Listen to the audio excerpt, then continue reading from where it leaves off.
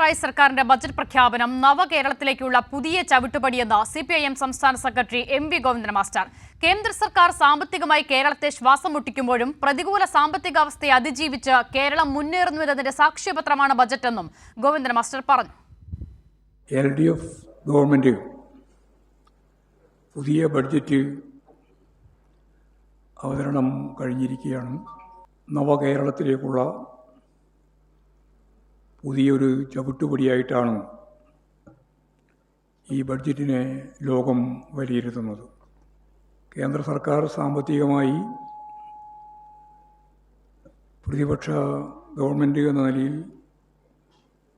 പ്രത്യേകിച്ച് ഒരു ഇടതുപക്ഷ ബദൽ മുന്നോട്ടേക്ക് വെക്കുന്ന ഗവൺമെൻറ് എന്ന നിലയിൽ കേരള ഗവൺമെൻറ്റിനെ വലിയ രീതിയിൽ ശ്വാസം മുട്ടിക്കാൻ ശ്രമിക്കുമ്പോഴും ഈ പ്രതികൂല ഷീജ വിവരങ്ങൾ നൽകാനായി ചേരുകയാണ്. ഷീജ, വിശദമായ വിവരങ്ങൾ. തീർച്ചയായും അസിത, കഴിഞ്ഞ ദിവസം KN ബാലഗോപാൽ അവതരിപ്പിച്ച സംസ്ഥാന ബജറ്റ് അത് നവകേരളത്തിലേക്കുള്ള പുതിയ ചവിട്ടുപടിയാണ് എന്നുള്ള കാര്യം തന്നെയാണ് M.V. ഗോവിന്ദൻ മാസ്റ്റർ വ്യക്തമാക്കിയത്. ഏറ്റവും പ്രധാനപ്പെട്ട കാര്യം, കേന്ദ്ര സർക്കാർ വലിയ തോതിലുള്ള സാമ്പത്തിക ഞെരുക്കം സൃഷ്ടിക്കുമ്പോൾ പോലും അതിനെ അതിജീവിച്ചുകൊണ്ട് കേരളം മുന്നേറും എന്ന ഒരു കാര്യത്തിന്റെ സാക്ഷ്യപത്രം കൂടിയായി മാറുകയാണ് ഈ ബജറ്റ് എന്നുള്ള കാര്യമാണ്. കാരണം സംസ്ഥാന സർക്കാർ ലക്ഷ്യമിട്ടിരുന്നത് ഏറ്റവും പിന്നിൽ നിൽക്കുന്ന ജനങ്ങളുടെ ജീവിതം മെച്ചപ്പെടുത്തുക എന്നുള്ളതാണ്.